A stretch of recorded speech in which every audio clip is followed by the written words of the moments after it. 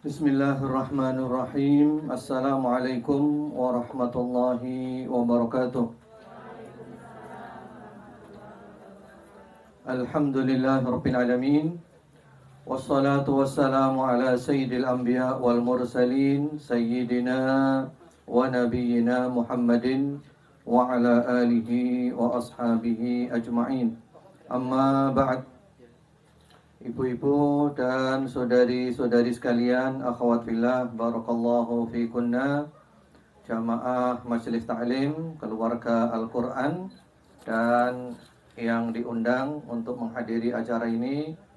Alhamdulillah, pagi hari ini apa yang kita rencanakan ditakdirkan oleh Allah Subhanahu wa ta'ala, yaitu kita kajian di tempat yang tidak seperti biasanya. Mudah-mudahan kita berharap pertemuan kita, perkumpulan kita, Allah jadikan penuh dengan barokah, penuh dengan rahmat kasih sayang Allah. Allah menambah untuk kita semuanya keimanan, keyakinan, kefahaman, dan ilmu yang bermanfaat. Dan mudah-mudahan Allah memberikan untuk kita, ayah bunda kita, ampunannya, rahmat kasih sayangnya, untuk guru-guru kita. Dan siapa saja yang memberikan ilmu kepada kita walaupun satu huruf, dan untuk siapa saja yang menjadi sebab terselenggaranya kebaikan yang agung ini. Mudah-mudahan Allah berikan untuk mereka semuanya ganjaran yang terus mengalir dan tidak putus selama-lamanya. Insya Allah hari ini kita akan membahas bahagia bersama sampai husnul khotimah. Dan mudah-mudahan apa yang kita harapkan oleh Allah diijabah, dikabulkan oleh Allah Subhanahu wa taala. Kita benar-benar oleh Allah dijadikan orang yang bahagia di dunia dan di akhirat. Kita, keluarga kita, teman-teman kita, sahabat kita, dan semuanya. Dan materi yang saya sampaikan maksimal sampai jam 10 saja, maksimal plus tanya jawab. Jadi maksimalnya ya, bisa kurang dari itu. Karena mungkin ibu-ibu punya acara yang lainnya, supaya tidak terlalu mepet waktunya. Kalau kita nyewanya sampai jam berapa ini? 12 ya. Baik. Kemudian saya juga setelah itu pergi ke Masjid Cahyaningati. Ada pengajian rutin di sana. Kalau kita bicara bahagia, dari kata-kata sa'ida. Bahagia itu kan sa'idah sin, ain, dal. Kita akan mendapatkan di dalam Al-Quran Allah membicarakan bahagia cuman satu kali. Jadi Allah menyebut bahagia di Al-Quran cuman satu kali saja, yaitu di surat Hud. Surat Hud ayat 105 sampai 108. Yang mana di sana Allah Subhanahu wa taala mengatakan bahwasanya di akhirat nanti manusia itu terbagi menjadi dua golongan. Faminhum syaqiyun wa sa'id. Jadi nanti hari kiamat manusia terbagi menjadi dua kelompok. Yang pertama syaqi, orang yang sengsara, ahli neraka. Dan orang yang sa'id, yang bahagia, ahli syurga. Jadi di dalam ayat ini surat Hud, surat 11, ayat 105 sampai 108, Allah hanya menyebut bahagia satu kali. Dan Allah menyebutkan orang yang bahagia itu adalah ahli syurga. Wa ammal ladina su'idu fa fil jannah. Jadi bahagia hakiki, bahagia sejati itu nanti di surga, ibu-ibu. Sekarang kita belum masuk surga, belum ada bahagia hakiki. Yang ada adalah upaya-upaya mendapatkan kebahagiaan, ketenangan. Tapi selalu saja nanti ada masalah, ada problem, ada kekeruhan, dan yang lainnya. Bahagia yang hakiki sebenar-benarnya bahagia, tidak ada susah lagi, tidak ada keruh lagi. Itu nanti kalau kita sudah menginjakkan kaki kita di surga.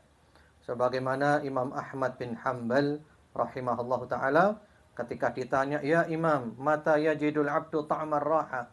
Wahai Imam, kapan seorang hamba itu merasakan ketenangan yang sejati, ketenangan yang hakiki, sudah tenang, gak ada susah lagi.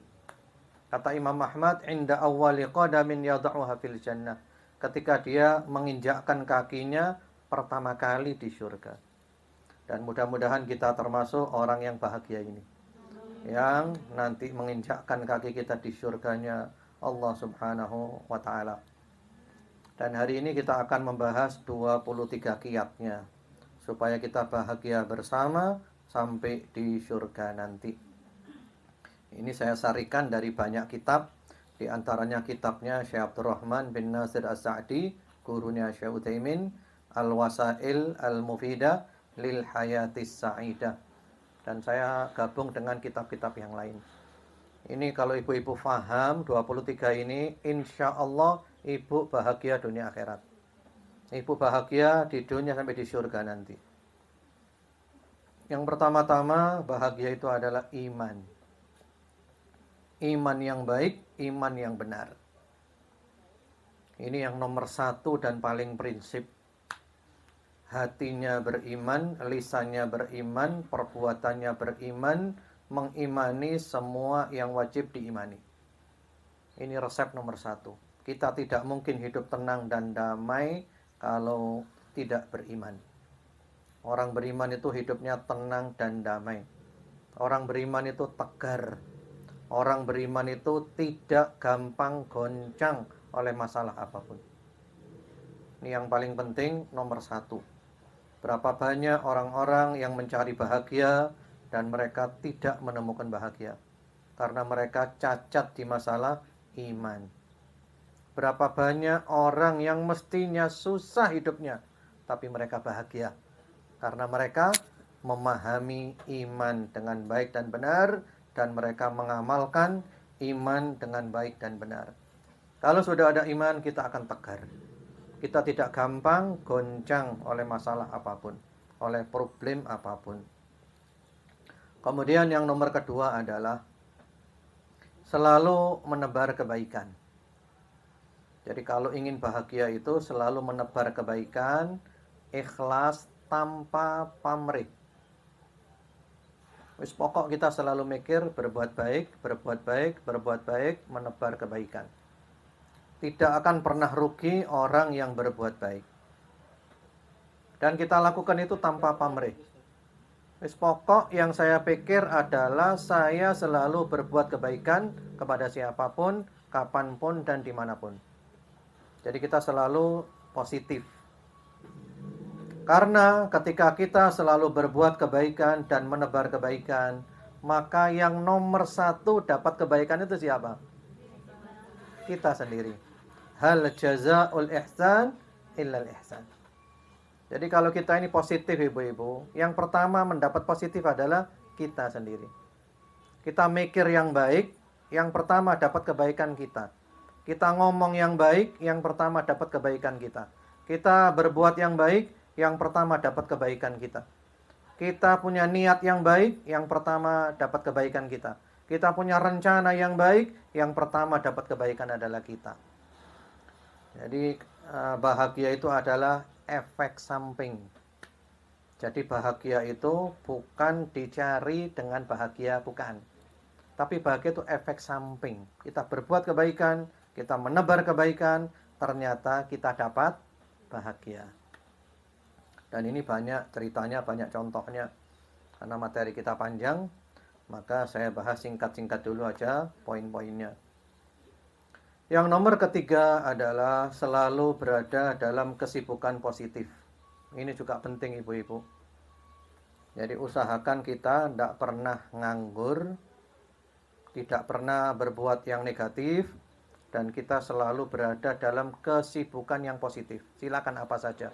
Mau ibadah, mau sholat, mau baca Al-Quran, mau wiritan, mau olahraga, apapun yang penting positif lakukan. Ini syarat utama kalau ingin bahagia. Karena jiwa kita ini, kalau tidak kita sibukkan dengan yang positif, maka kita akan disibukkan dengan yang negatif. Ya, kembali kepada kita. Sehingga para ulama mengatakan tuba liman la waqta lahu lil qalqi fin nahar wa syadidun na'san lil qalqi fil lail. Berbahagialah orang yang tidak mempunyai waktu untuk gelisah di siang hari dan terlalu ngantuk untuk gelisah di malam hari. Jadi siang mau gelisah nggak ada waktu, sibuk sholat, ngaji, olahraga, ini itu, wis pokok kesibukan yang positif. Malam mau gelisah nggak ada waktu, ngantuk, tidur. Besok bangun sibuk lagi yang positif. Malam ngantuk sampai kapan? Sampai mati. Yang kita tunggu kan mati, Ibu-ibu. Nah, ini penting ya, kesibukan tapi yang positif, bukan asal kesibukan. Mau kesibukannya hapian toh. Ya, tambah sumpek. Sudah hapian, beritanya berita hoax, sampah tok sing mlebu. Iya, bukan, itu bukan positif itu. Ya, positif silahkan. Positif itu adalah kesibukan yang menghasilkan, Ibu-ibu. Kita ini kalau punya kesibukan harus menghasilkan. Jangan sampai tidak menghasilkan, rugi Ibu-ibu. Sibuk gak oleh apa-apa, ya rugi. Wis sibuk dunia gak oleh, akhirat gak oleh. La min Yusuf wala min Gomisuf. Gak dapat Nabi Yusuf, gak dapat gamisnya Nabi Yusuf, ya rugi. Ya. Jadi kesibukan itu dapat dunia akhirat, akhirat saja, atau dapat dunia saja tanpa merusak akhirat. Ya, pokok dapat yang positif, menghasilkan. Itu juga penting. Kemudian yang keempat, supaya kita bisa bahagia adalah hari ini milik Anda. Nah, ini juga penting Ibu-ibu.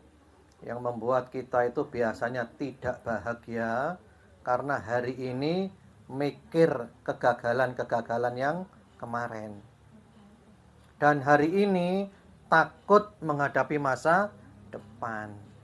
Sehingga hari ini terbengkalai, hari ini kita tidak bisa berbuat kebaikan. Jadi ceritane dina iki mikir sing wingi karo mikir sing meni. Ya udah, yang lalu biar berlalu, nggak usah dipikiri. Kalau ada dosa tobat, kalau ada yang salah diperbaiki. Ya, yang ke depan kita berbuat hari ini yang sebaik-baiknya. Insya Allah masa depan kita adalah masa depan yang terbaik. Ojo wedi menghadapi masa depan. Sing ngatur kabeh Gusti Allah. Karena itu diantara doanya Nabi yang dulu pernah saya share kepada ibu-ibu, dan mudah-mudahan ibu-ibu membaca rutin setiap hari. Allahumma inni a'udzubika minal hammi wal hazan wa a'udzubika minal azzi wal kasal wa a'udzubika minal jubni wal bukhul wa a'udzubika min ghalabatid din wa qahrir rijal. Itu doa luar biasa. Jadi enggak boleh mikirkan yang kemarin, enggak boleh mikir yang akan datang. Yang sudah biar berlalu, yang akan datang silakan datang. Yang penting saya hari ini berbuat baik, niat baik, semuanya baik. Insya Allah masa depan kita adalah yang terbaik. Jadi dinikmati hari ini ibu-ibu. Karena boleh jadi nanti sore kita mati. Mikir meneh kok sore mati. Lalu apa dipikir meneh? Ya. Demikian. Kemudian yang kelima, supaya kita bisa bahagia bersama sampai di surga, sampai husnul khotimah adalah yang selalu zikir, ingat kepada Allah, menyebut-nyebut nama Allah. Ada seorang sahabat yang datang kepada Nabi minta amalan yang singkat, yang padat, yang lengkap, yang bisa dijadikan pegangan, dan Nabi memberikan amalan la yazalu lisanuka rataban min dzikrillah. Amalannya adalah lidahmu selalu basah oleh zikrullah, zikir terus. Tidak mungkin kita bahagia kalau kita jauh dari pemilik bahagia. Ini penting ibu-ibu. Ya, saya dapat resep dari Syekh Ali At-Tantawi, dan itu pengalaman hidup beliau, dan saya juga merasakan itu pengalaman hidup saya. Bahwa kalau kita ini sumpek, kalau saya sumpek sedih, Itu berarti dalam diri saya kurang 2, ibu-ibu. Ini resep dari Syekh Ali At-Tantawi dan saya telah merasakan sendiri. Jadi kalau pas sumpek, sedih, nggak tenang, galau, itu berarti kurang 2 dalam diri saya. Yang pertama, kurang istighfar. Yang kedua, kurang membaca Al-Quran. Sudah, itu resepnya. Zikrullah, istighfar. Apalagi sekarang bulan Rajab, ini bulan istighfar. Kita dianjurkan memperbanyak istighfar, minta ampun sama Allah. Zikir memberikan ketenangan. Ala bi dzikrillahi tatmainnul qulub. Hati menjadi tenang ketika berzikir, ketika kita mendekat dengan sumber ketenangan. Semakin kita dekat dengan sumber ketenangan, maka kita mendapatkan ketenangan lebih banyak. Semakin kita dekat dengan sumber kebahagiaan, maka semakin layak kita bahagia. Semakin jauh, ya semakin nggak dapat. Zikrullah, zikir setelah sholat, atau kalau sholat yang baik dan benar, yang khusyuk, tepat waktu, zikir pagi, zikir sore, baca Al-Quran. Kalau bisa ibu-ibu 1 hari 1 juz. Dan kalau ibu mau, dengan saran saya, hafalkan juz amma dan jadikan juz amma sebagai wiritan. Jadi ibu hafal juz amma, bendino mau coba juz amma. Wiritane juz amma. Jadi sedino sak juz amma. Wis oleh sak juz. Tinggal mau ditambah lagi dari awal, mau 1 juz, berarti dapat 2 juz. Juz amma saja wis cukup, Masya Allah. Dan itu akan memberikan kepada kita ketenangan dan kebahagiaan. Kalau kurang zikirnya, kurang baca Al-Quran, kurang istighfar, sumpek datang. Sumpek menguasai kita. Kemudian yang keenam, supaya kita bisa bahagia bersama sampai husnul khotimah adalah kita harus selalu mengamalkan sabar dan syukur dalam kehidupan kita. Kita hidup ini sekarang dan ke depan nanti, yang kita dapatkan itu salah satu dari 2. Yang menyenangkan kita atau yang tidak menyenangkan kita.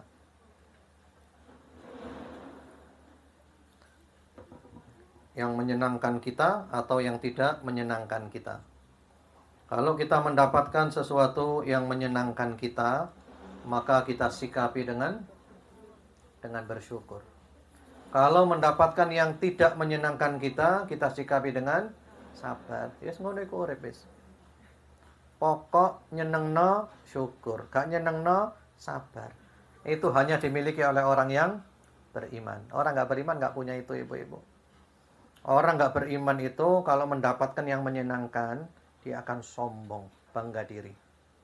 Kalau mendapatkan yang tidak menyenangkan, dia akan putus asa, marah-marah, membenturkan kepalanya ke tembok dan seterusnya.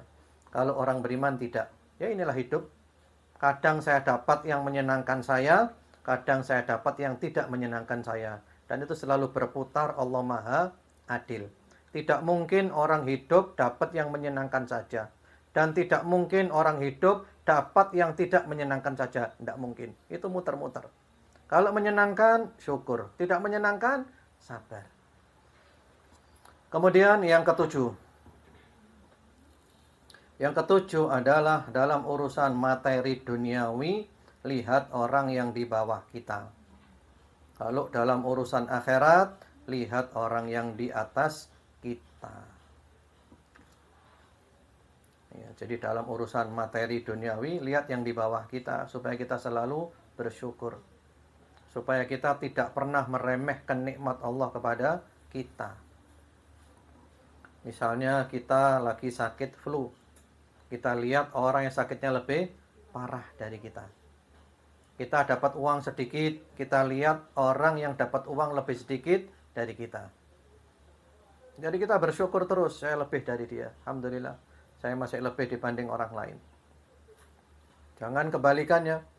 Sudah susah, uang nggak punya, yang dilihat orang yang di jalan ijen. Hayalannya di jalan ijen. Itu tambah sumpek. Itu perbandingan yang nggak nyambung. Sehingga kita selalu meremehkan nikmatnya Allah. Tapi kalau urusan akhirat, lihat orang di atas kita. Lihat orang yang akhlaknya lebih baik dari kita. Yang ibadahnya lebih baik dari kita. Yang lebih dermawan dari kita. Maka kita akan ditarik untuk niru dia. semakin baik dan semakin baik. Kemudian yang nomor ke-8, yaitu lupakan semua yang tidak menyenangkan. Nah, ini penting ibu-ibu. Ini juga yang menjadi penghalang orang untuk bisa hidup bahagia dan menjadi penghalang orang untuk bisa hidup tenang. Jadi hal-hal yang tidak menyenangkan itu diapakan? Dilupakan. Gak menyenangkan kok dieling-eling terus itu loh. Terus gak menyenangkan itu lupakan. Jangan diingat-ingat terus. Karena kalau tidak menyenangkan kita ingat terus, terus kapan kamu bahagia? Ya sumpek terus. Kok eling maneh sumpek maneh, eling maneh sumpek maneh. Sudah dilupakan, dikubur paling dalam, dicor. Wis mari wis selesai. Iya, seperti itu ibu-ibu. Ada resep bagus dari Ibnu Hazm ibu-ibu. Kata Ibnu Hazm, orang itu kalau bisa hidup seperti orang tidur, maka dia akan selalu tenang dan bahagia. Karena orang ketika tidur itu akan melupakan semua kebahagiaan dan semua kesusahan. Wong lek turu eling apa ibu-ibu? Ya gak eling apa-apa. Lah kita hidup sekarang terjaga, tapi mempraktekkan seakan-akan seperti orang tidur. Ojo mikir apa-apa blas. Yang penting kita tetap berbuat yang syar'i lo ya. Ya sing elek-elek aja dipikiri. Jadi kalau ibaratnya duri, kalau orang makan ikan laut ya, mudah-mudahan tidak ada yang kena, mudah-mudahan selamat kabeh. Iki mek contoh tok. Soalnya mari ngono ning laut iki ngono. Ada orang makan ya kena duri. Dia apakan durinya? Dia apakan? Dicabut gitu kan. Kalau nggak bisa nyabut ke dokter minta dicabut gitu kan. Lah sekarang di hati kita ada durinya. Lah masa kita simpen durinya ibu-ibu? Lah kalau duri di tubuh kita saja kita cabut, bagaimana dengan duri di hati? Cabut. Lah kayak apa duri kok disimpan, diimbu. Ya tokno. Jadi hal-hal yang tidak menyenangkan itu dilupakan ibu-ibu. Kalau ingin hidup bahagia, dilupakan, dikubur dalam-dalam, nggak usah dipikiri. Baik, kemudian yang ke-9 adalah yang banyak berdoa. Ya, terus berdoa dan Anda tidak pernah rugi kalau Anda berdoa. Doa ini senjata kita, sumpek-sumpek doa, titik-titik doa. Apapun kita selalu doa. Sampai-sampai kata Rasulullah SAW, sandalmu putus, berdoalah kepada Allah supaya oleh Allah disambung. Artinya apa? Ojo lepas dari doa. Doa terus. Selama Anda berdoa, berarti Anda siap untuk eksis. Anda siap untuk hidup. Tapi kalau kita sudah malas berdoa, berarti kita sudah tidak siap untuk hidup. Berarti kita rapuh. Ya, doa terus ibu-ibu, doa-doa kebaikan. Ini termasuk senjata kita, doa. Kemudian yang ke-10.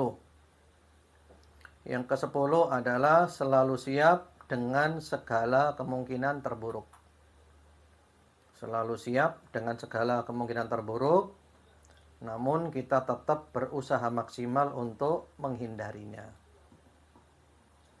Nah, ini juga penting. Ini menjadikan kita itu tenang ibu-ibu. Jadi kalau ibu melakukan sesuatu dan ibu ragu-ragu, kok ya apa iki ya? Ya apa ya? Gak tenang. Supaya kita tenang, kemungkinan terburuknya nanti seperti ini.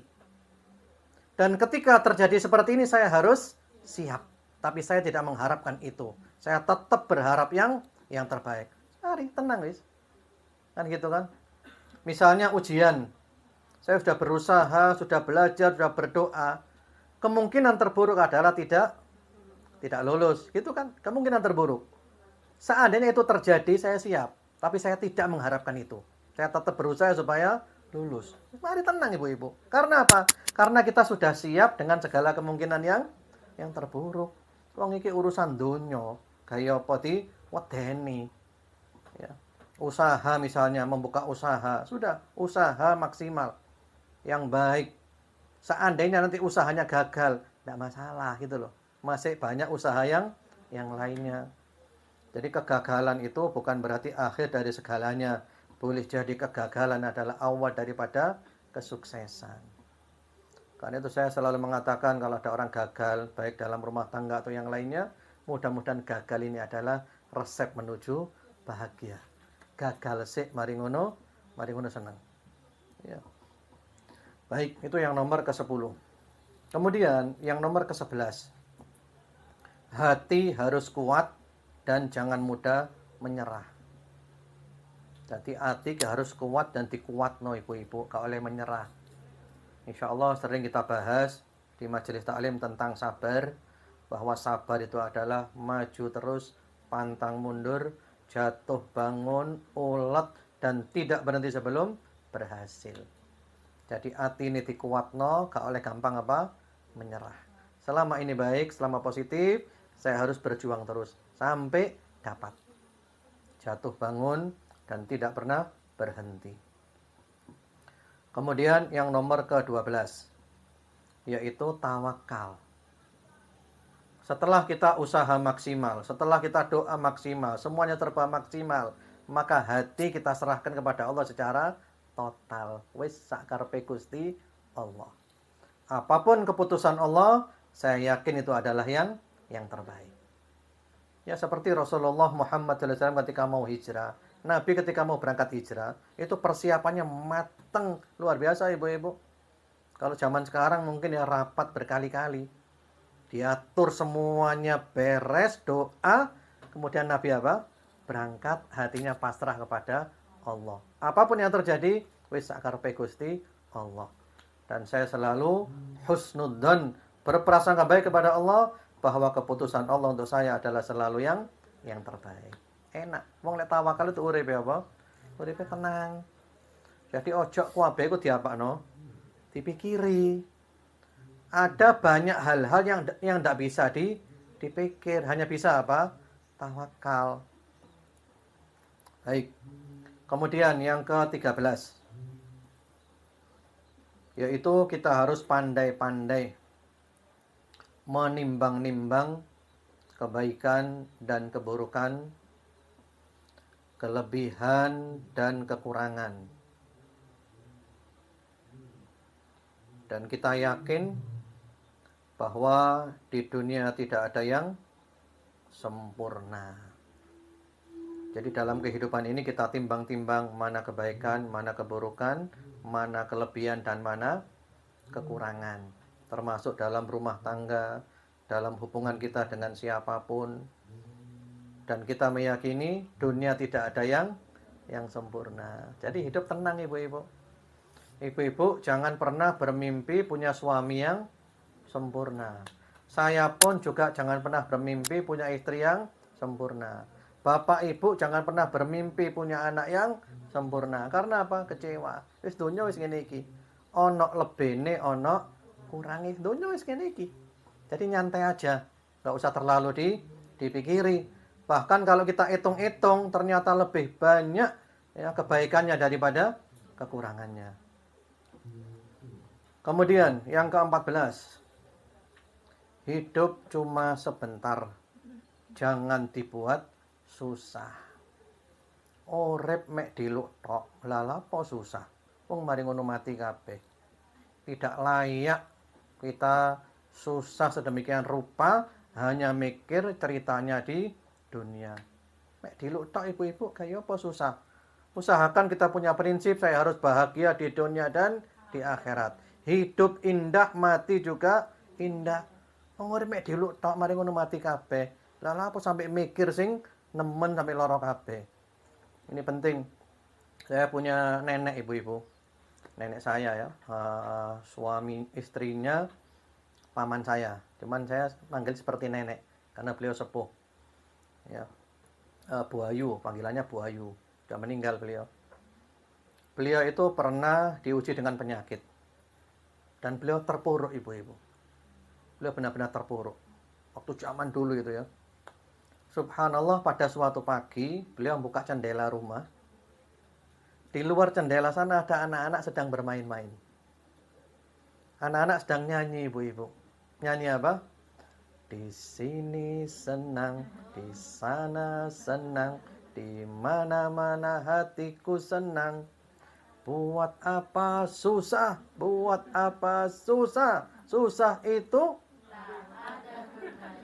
100 untuk ibu-ibu. Subhanallah, itu nyanyiannya anak-anak ibu-ibu memberikan motivasi yang luar biasa. Iya, gayo po susah, susah kalau kunai. Semenjak saat itu beliau menjadi orang yang bahagia, langsung penyakitnya waras ibu-ibu, dan bahagia sampai mati orangnya happy terus, gak tahu seneng, gak tahu susah, ceria tok uripe wis. Ini juga perlu kita pikir ibu-ibu, lo urip mek dilutok lah apa sumpek, mikir apa kon iki, mari ngono mati kabeh. Wis gak usah, serah, buat dunia, kubur yang dalam-dalam. Saya harus happy, dan bahagia itu adalah apa? Pilihan. Ya, bahagia itu adalah apa? Pilihan. Ya, ini resepnya. Silakan ibu milih bahagia atau tidak. Kemudian yang ke-15, perbandingan antara nikmat dan musibah. Ya, kita harus pandai-pandai membandingkan selama saya hidup ini antara nikmat yang saya dapatkan dan musibah yang menimpa saya. Akeandi, banyak mana ibu-ibu? Lebih banyak nikmat. Nah, buat apa susah terus? Wong sehat wis suwe bertahun-tahun, lorone mek seminggu tok. Ya kan gitu kan. Guyuwe sepanjang masa, nangise mek pirang jam tok. Mek ngono tok. Itulah dunia. Kalau kita bandingkan nikmat dengan musibah, lebih banyak nikmatnya. Kemudian yang ke-16, yaitu dalam kehidupan ini selalu saja ada orang ganggu kita, baik dengan ucapannya ataupun dengan perbuatannya. Mesti jenenge wong urip, ada orang tidak menyenangkan kita, ucapannya ataupun perbuatannya. Maka solusinya adalah tenang saja, nyantai saja, jangan dipikiri. Jadi ibu-ibu katakan dalam dirinya, emang gue pikirin? Emang masalah buat elo? Emang saya harus bilang wow sambil gulung-gulung? Ini penting ibu-ibu, jangan biarkan siapapun memprogram kehidupan kita dengan program yang negatif. Gak oleh, siapapun tidak boleh memprogram hidup saya dengan program yang negatif. Jadi kalau ada orang ngomong tidak mengenakkan, ada orang berbuat tidak menyenangkan, ojo dipikiri. Lah apa dipikiri? Wong sing ya kalau dia ngomong tidak enak, ya mohon maaf, cangkem-cangkeme dewe. Kalau dia berbuat tidak enak, perbuatannya dewe. Lah apa tak pikiri? Lah apa tak urusi? Ojo ditelok. Anggap aja itu orang tidak pernah ada di alam semesta. Kamu berbuat apapun, kamu saya anggap gak ada gitu loh. Kesel dewe kon. Nah itu penting ibu-ibu. Jangan sampai orang itu dibiarkan memprogram kehidupan kita dengan program yang negatif. Wono wong ngomong apa dipikiri. Wono berbuat apa dipikiri. Kalau gitu nanti kita sakit ibu-ibu. Pertama kena flu, setelah itu kena diabetes, setelah itu kena hipertensi, setelah itu stroke, mari ngono mati. Kenapa? Karena dia seorang pemikir. Pemikir Islami, mikiran wong. Karena inilah kehidupan dunia. Kita sudah sebaik apapun ibu-ibu, pasti ada orang tidak senang sama kita. Betul apa enggak?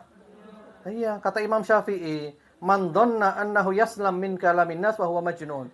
Orang yang menyangka bahwa dia bisa selamat dari omongan manusia, maka dia adalah orang gila. Allah saja dikata-katai. Nabi Muhammad SAW dikata-katai, apalagi kita. Lho sapa awake dhewe iki? Itu juga penting. Jadi nggak usah dipikiri lah. Nanti dia mau ngomong gini, berbuat gitu, ya sing kesel awakmu dhewe gak tak pikiri ngono lho. Kemudian yang ke-17. Nah, ini juga penting ibu-ibu. Bahagia adalah pilihan dan bahagia itu adalah tergantung cara berpikir kita. Nah, sekarang kembali kepada ibu-ibu, milih bahagia atau milih tidak bahagia. Kalau milih bahagia, amalkan semuanya ini dan pandai mengelola apa? Cara berpikir. Bahagia tidak ada hubungannya dengan kaya atau miskin. Bahagia tidak ada hubungannya dengan sakit atau sehat. Tapi bahagia itu adalah cara mengelola pikiran. Cara mengelola hati. Siapapun layak untuk bahagia kalau pandai mengelola pikirannya dan hatinya. Kemudian yang ke-18. Yang ke-18, usahakan kita ini selalu beraktivitas itu ikhlas tanpa pamrih. Jadi apapun yang kita lakukan, ucapan kita, perbuatan kita, lahir batin kita, benar-benar hanya mencari ridhonya Allah. Dan orang ikhlas itu hidupnya akan tenang. Dipuji tidak terbang, dicaci tidak tumbang. Karena apa? Yang dicari hanya ridhonya Allah. Yang penting Gusti Allah ero aku. Sudah selesai. Dan itu cukup bagi saya. Ini penting, orang ikhlas itu hidupnya tenang dan damai. Kemudian yang ke-19. Yang ke-19 adalah kita mengerjakan kesibukan-kesibukan positif, ya, dikerjakan dengan senang hati.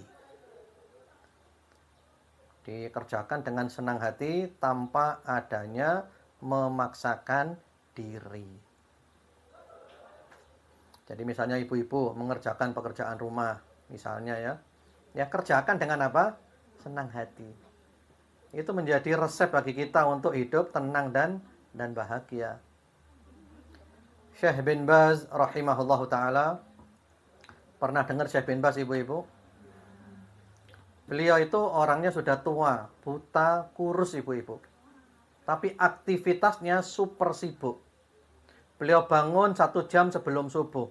Dan beliau beraktivitas sampai malam. Sibuk sekali beliau. Dan itu tiap hari. Lalu ada satu orang yang tanya itu Syekh Abdullah Al-Matrud, yang punya murotal itu. Yang murotalnya slow itu ya. Itu tanya, wahai Syekh, as'aluka billah. Saya tanya kepadamu dengan membawa namanya Allah. Tolong jawab Syekh. Jadi dia tanya membawa namanya Allah. Syekh, apakah Anda tidak capek Syekh? Kondisi Anda seperti ini, aktivitas Anda seperti ini. Apa tidak capek Syekh? Apa kata Syekh bin Baz? Karena kamu tanya kepada aku membawa namanya Allah, maka saya wajib jawab. Apa kata Syekh bin Baz? Kalau yang bekerja rohnya, maka orang nggak akan capek. Jadi artinya apa? Dikerjakan dengan ikhlas, dengan senang hati. Jadi wong lek ngerjakno pekerjaan dengan senang hati, ndak pernah apa? Ndak pernah capek. Contohnya misalnya saya ngajar ibu-ibu. Saya ngajar mulai subuh sampai malam ibu-ibu. Itu baru ngajarnya, belum persiapannya. Kalau urusan capek-capekan, layak untuk capek ibu-ibu. Bukan hanya capek badan, tapi juga capek pikiran. Tapi ketika dikerjakan dengan senang hati. Alhamdulillah, Masya Allah, Tabarakallah. Yang terjadi bukan capek. Yang terjadi malah apa? Nikmat. Bahkan ketika badan kurang enak pun terjun ke dalam dakwah, langsung jadi enak, sembuh. Syekh Mukbil kalau badannya kurang enak, itu ngajak untuk pergi ke desa-desa dakwah. Langsung sembuh ibu-ibu. Karena apa? Dinikmati. Dikerjakan dengan senang hati. Misalnya ibu di oma umba-umba. Oh sampai mangkal, opo umba-umba. Orang kabeh. Mari ngono mati ibu-ibu. Ya kerjakan dengan senang hati, asik. Asik ini umba-umba iki Masya Allah. Dinikmati gitu.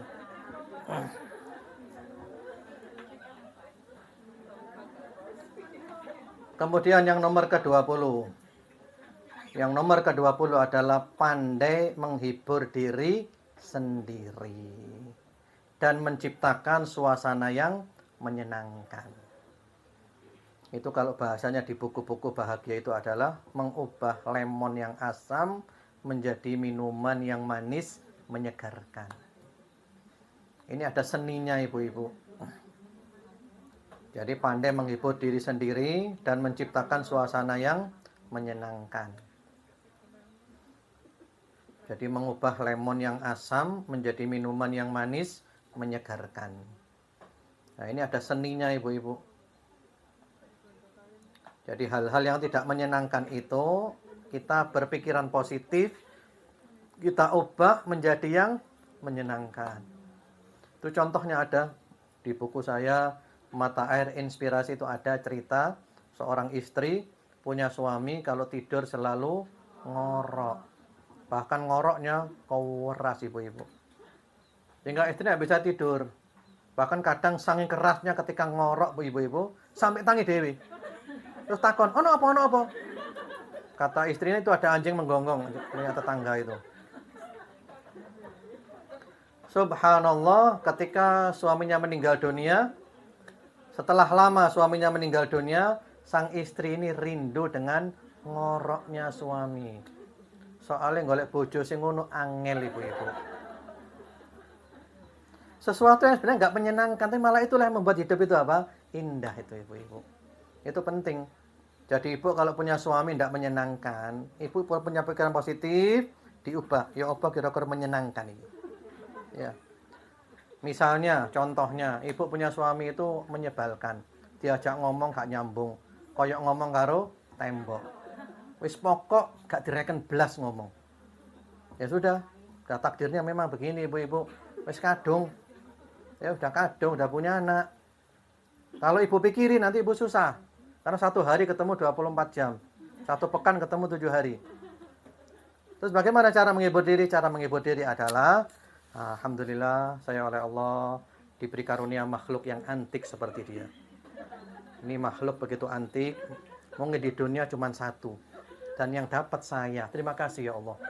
Engkau berikan kepadaku makhluk yang antik seperti ini. Sehingga ibu kalau lihat dia, ibu tersenyum. Masya Allah, asyik.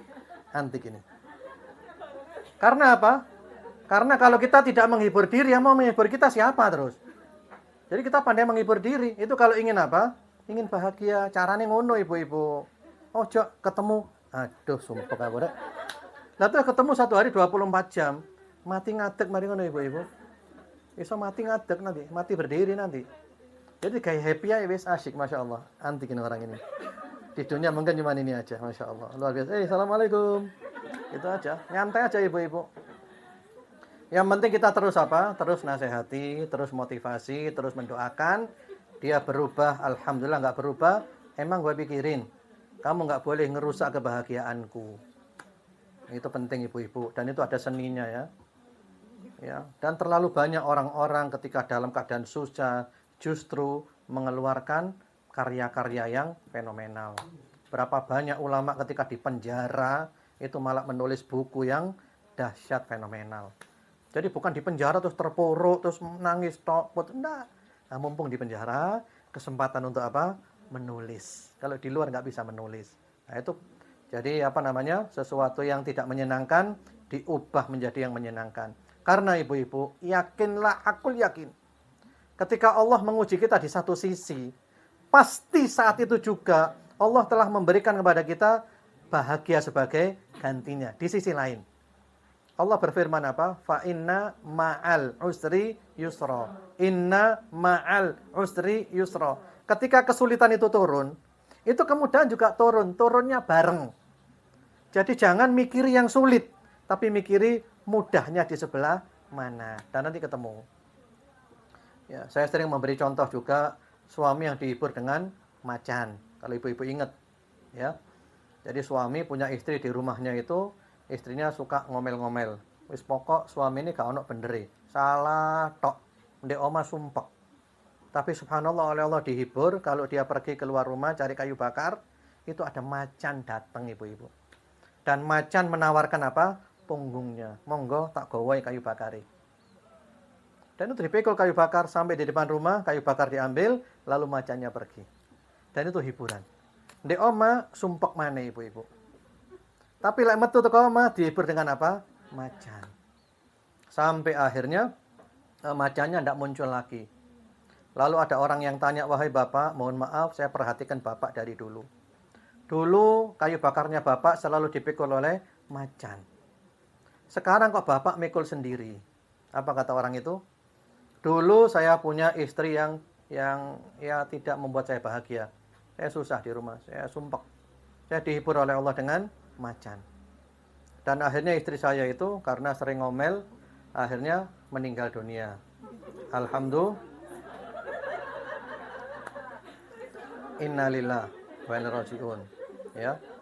Dan ketika istri saya meninggal dunia, saya nikah lagi. Dan Allah memberikan saya seorang akhwat yang menyenangkan. Saya happy di rumah. Ketika saya sudah happy, macannya ndak muncul lagi. Nyambung ndak ibu-ibu? Nah, iya, makanya ibu-ibu kadang bisnis online-nya itu lancar karena ibu diuji dengan suaminya males bekerja. Maka diberi ganti bisnis online-nya apa lancar. Nanti kalau suaminya rajin bekerja, bisnisnya gak lancar mana? Iya. Itu diantara rahasianya Allah Subhanahu wa taala. Kemudian yang nomor ke-21. Hidup ini harus mempunyai tujuan. Hidup harus mempunyai target pencapaian. Kalau bahasanya orang-orang itu punya goal. Bahkan setiap hari kita harus punya target pencapaian, punya goal. Supaya apa? Supaya hidup kita ini jelas, tidak blank. Karena orang kalau tidak punya target pencapaian, maka hidupnya blank. Saya mau apa sekarang? Bingung Dewi. Misalnya hari ini tadi ibu bangun tidur, sampai tidur lagi nanti, program hari ini apa? Program-program yang baik, program-program yang positif. Dan fokus hari ini mengerjakan target itu. Itu silahkan targetnya apa. Mau membaca wirid, mau membaca zikir, mau membaca sholawat, mau membaca Al-Quran, mau olahraga, mau apapun. Yang penting pokoknya hidup punya apa? Punya target pencapaian. Supaya nggak blank. Nanti kalau blank akhirnya ibu nyekel HP tok mulai subuh sampai bengi. Karena apa? Gak jelas uripe, gak duwe target. Ceritanya apa? Hapian tok, gak oleh dunia, gak oleh akhirat.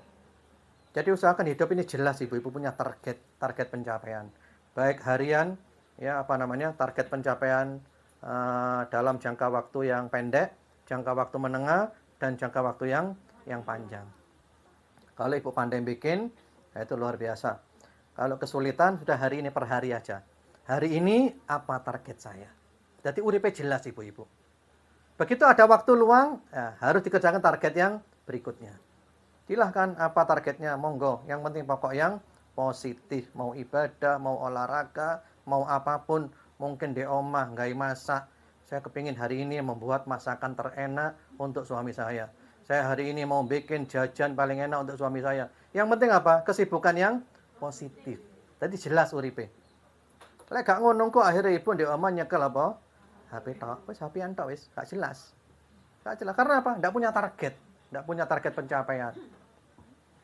Baik, yang nomor berapa sekarang? Yang nomor 22.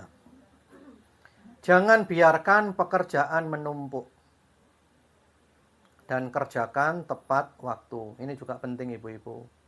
Misalnya ibu-ibu di omah tidak punya pembantu rumah tangga. Ya, pembaannya dijarno numpuk. Hari ini meneai, meneai sampai seminggu. Delok pembaan sak gunung. Akhirnya ibu lihat dan langsung pingsan, plek. Karena apa? Sumpek, delok itu sumpek. Karena apa? Pekerjaan menumpuk. Betul ibu-ibu.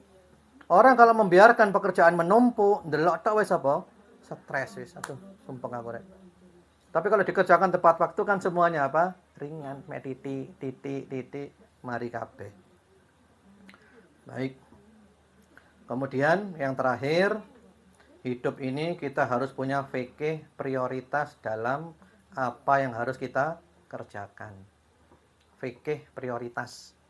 Jadi mana yang paling penting, mana yang di bawahnya, mana yang nomor 3. Dan itu kita kerjakan sesuai dengan prioritasnya masing-masing. Jangan sampai ada yang paling penting kita abaikan, yang kurang penting malah kita kerjakan. Kuali harus urut. Ada skala prioritasnya. Wallahu alam. Ini materinya, mudah-mudahan bermanfaat ibu-ibu ya. Itu resep yang dahsyat luar biasa. Kalau ibu memahami kajian ini dan bisa mengamalkannya, insya Allah biidznillah pasti hidupnya apa? Bahagia bersama sampai husnul khotimah. Allahumma amin.